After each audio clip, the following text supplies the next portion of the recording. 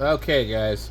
So I finally got contacted by the Nora lady on Radioddity, and anyway, I asked them, "Is the x6100 supposed to have these spurs on the band?"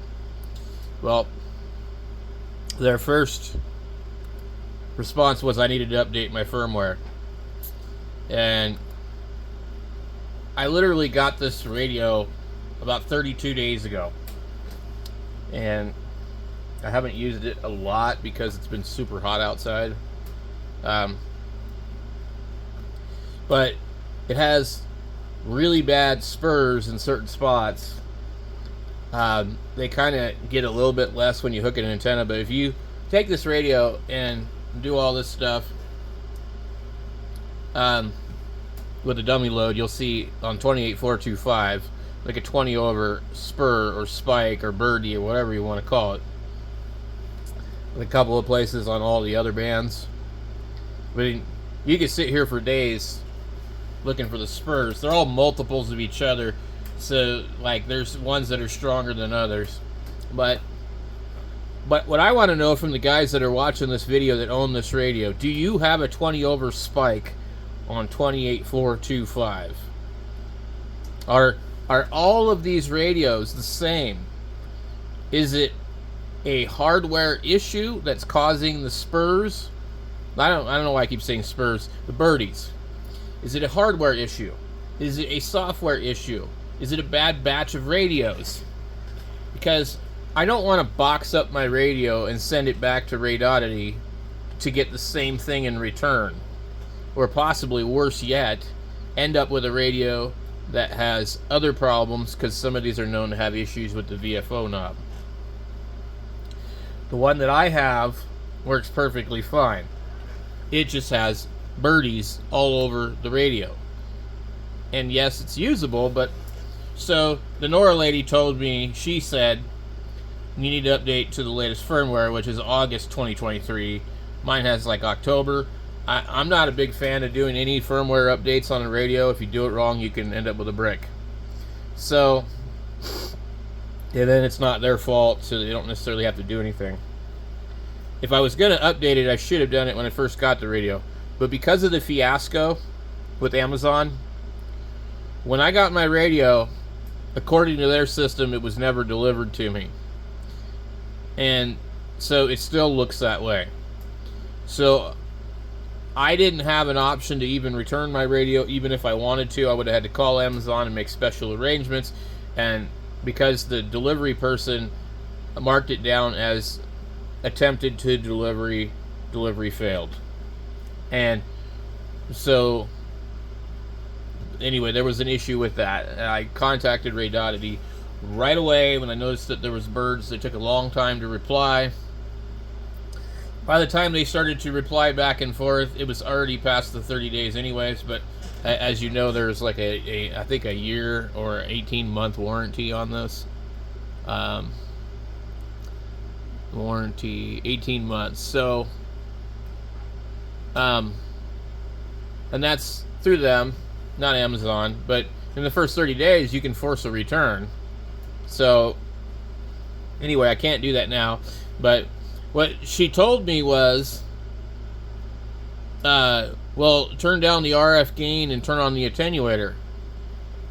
And I said, well, these are noises that are generated within the radio. I shouldn't have to do that. But that's the point of the radio is, you know, if I do that, it's going to attenuate all the actual real signals. And so then she said, I think there's a problem with the radio, and we would be very happy to process your return and replacement. And so I said, sure. And then they said, okay, what you need to do is box up the radio, and then here's a label. You're going to have to print it. It doesn't even have my name on the label, so it's got my sister-in-law's name on the label, who's the prime account holder. And I'm like, I don't know if I feel comfortable about that.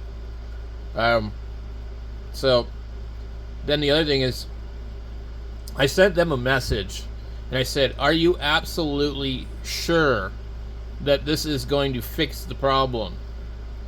Do all of your radios have a Birdie on 28425? And the reason I'm focusing on that one is because that one is the most obvious and the strongest. That one's like 20-30 over. Let me pull the radio out here. So I definitely do not want to send my radio back. Wait, because what they do is you're going to have to mail the radio back, and then after they get the radio, they check to make sure you've sent everything. They will mail you a replacement in 2 days, something like that.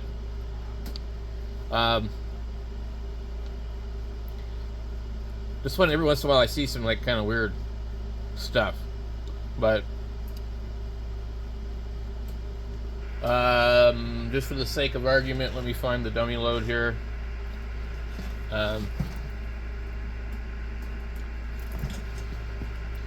We'll go. You can see some spikes right there on that one already, but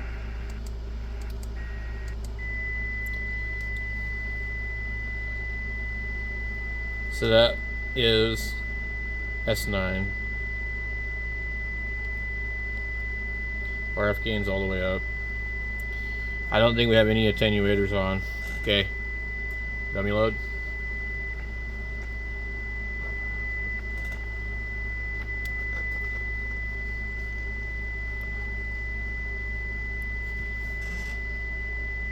I just think it went up.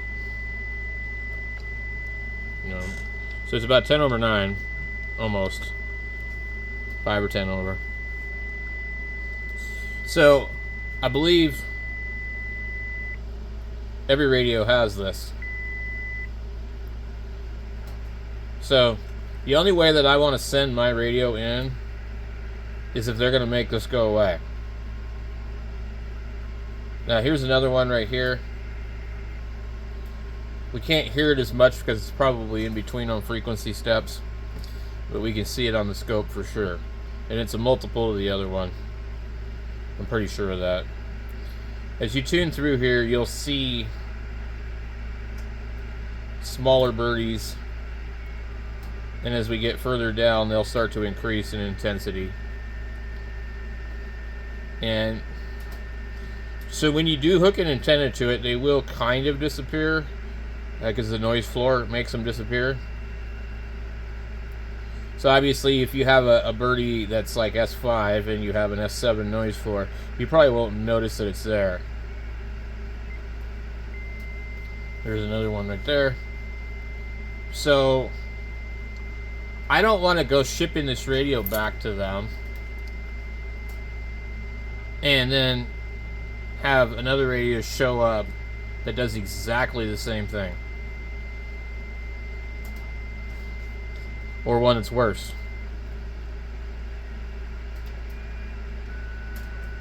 There's one there.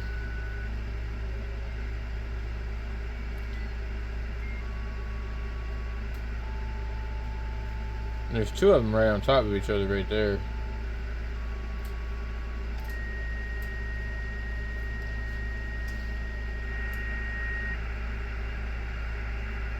So I think 6 meters is even worse. I don't operate on 6.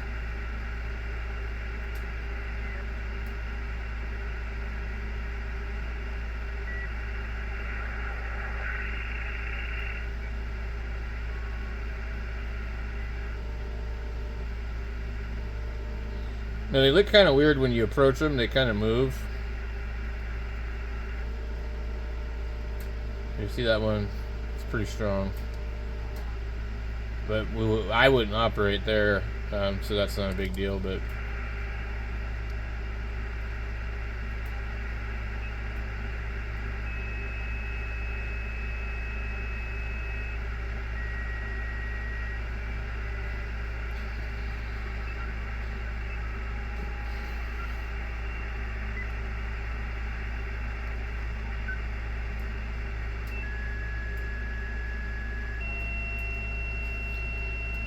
pretty bad. But that 28425, boy, that one is the worst.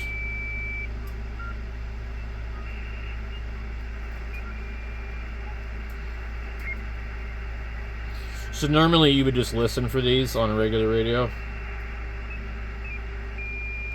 And this was the problem back in the day with the early synthesized radios, where the synthesizers or whatever for the VCOs for every band would have like generated harmonics or whatever.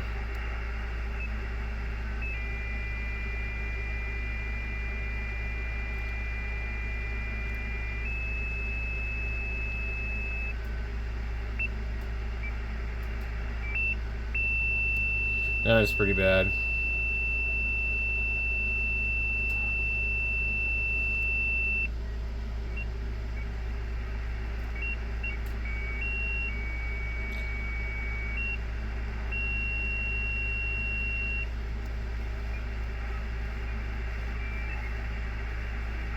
The VFO on this radio is really stiff. I haven't attempted to screw around with it though.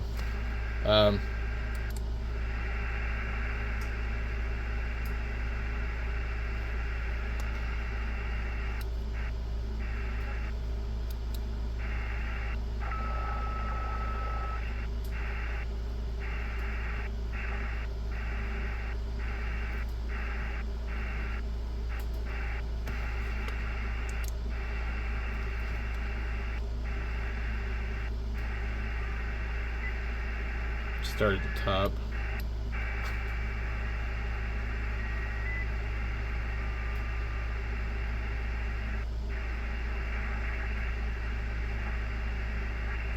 Sometimes they disappear when you get to them.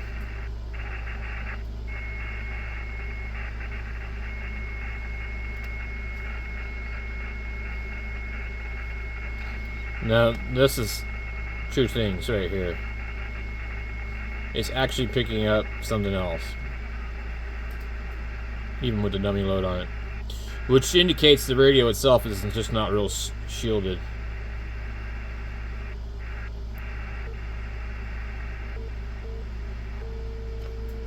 Okay, that's about 10 over, 5 over, right there. You see it's very prominent on the scope. So that's another really bad one, 3893.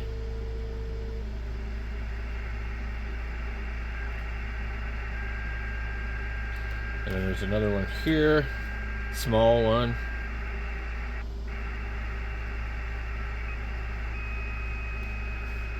And another one there. I mean, they're just everywhere. So if you're at a park and there's like really low noise level,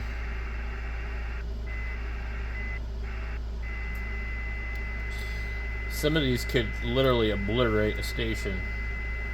You wouldn't even be able to operate on that frequency.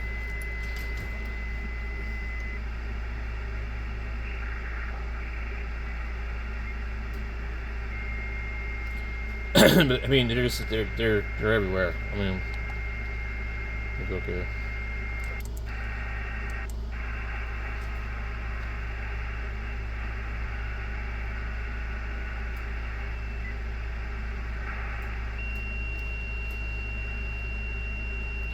Huge.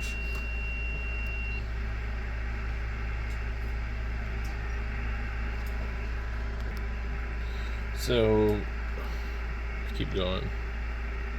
One of these bands has one right on an FT8 frequency. 80.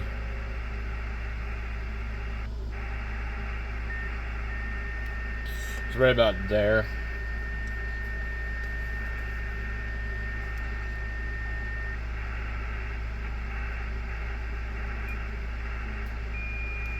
So I just want to be 100% sure that everybody else is having these same issues with this radio in the same places before I go mailing my radio off to them. Okay. This is really, really bad. It's 10 over, kind of close to 20 over.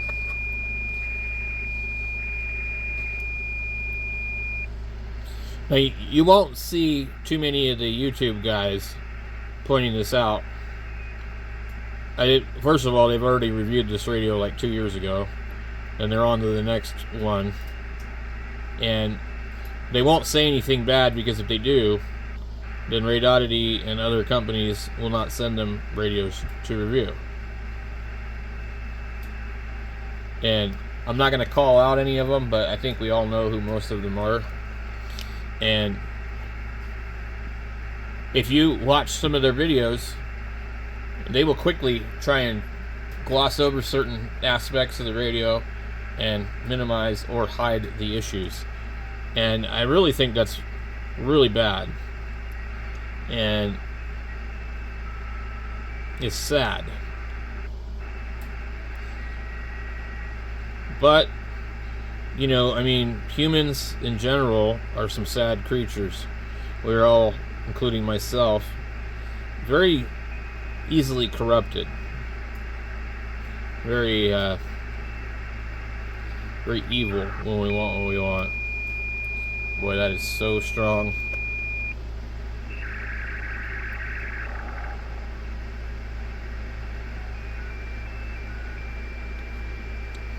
So if you have one of these radios and you think it doesn't have birdies, you might want to pull it out and check it. My friend Dave has one and he says it doesn't have birdies. But I don't think he's actually ever looked at it close enough to even care.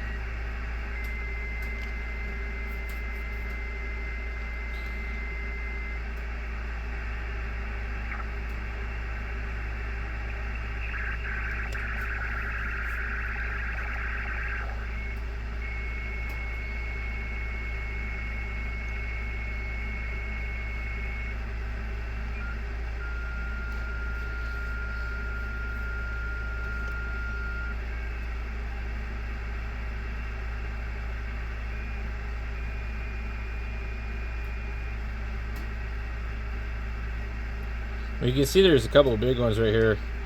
It's not picking it up because they're moving around the IF. But I guarantee you they're there.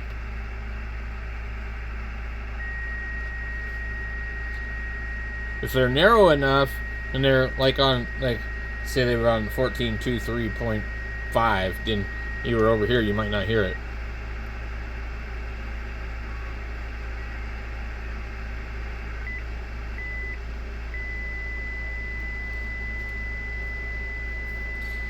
There's literally no shortage of them.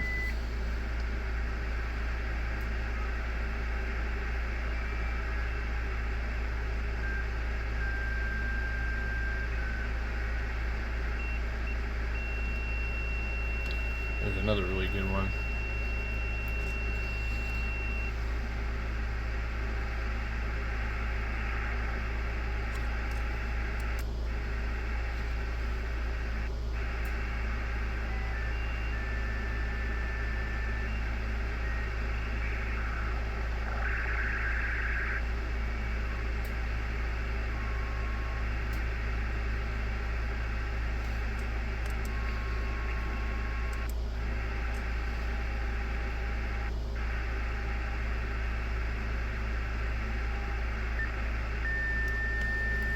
They're always kind of just near the FT8 frequencies too.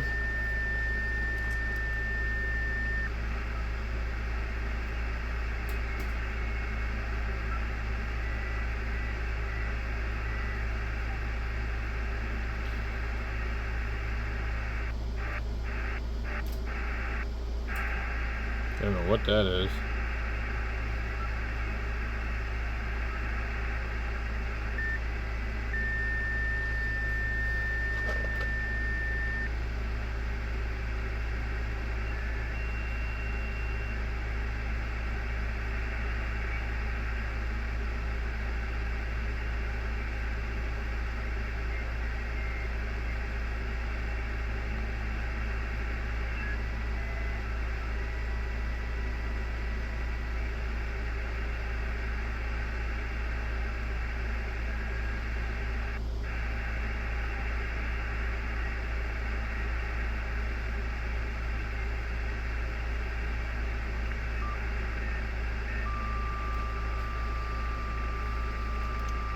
Now I remember this one because somebody was on Parks on the Air here, and I couldn't find him because I couldn't hear him.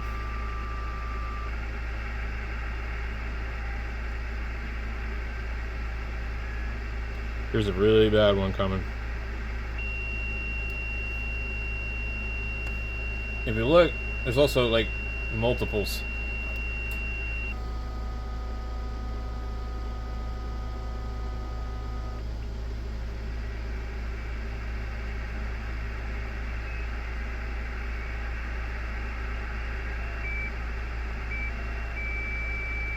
It's technically outside of the band, but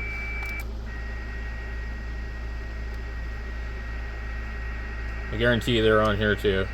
So anyway, leave a comment down below and let me know where you have birdies on your radio, and if you've experienced any improvement with software updates or exchanging the radio with Radioddity. Let me know down in the comments. Thanks for watching, guys.